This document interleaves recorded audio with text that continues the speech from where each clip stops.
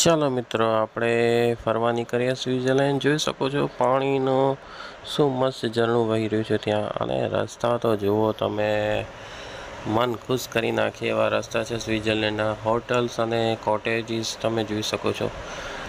DDLJ મૂવીનું shooting પણ સ્વિટ્ઝરલેન્ડમાં જ થયું છે.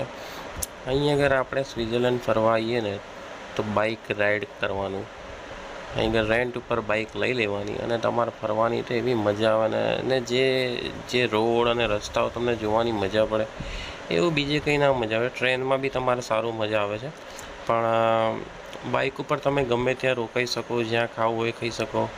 એટલે બાઇક રાઈડ તો વધારે સારી છે. હા, નજારો જુઓ, ટ્રેન જોડે જઈ રહી છે.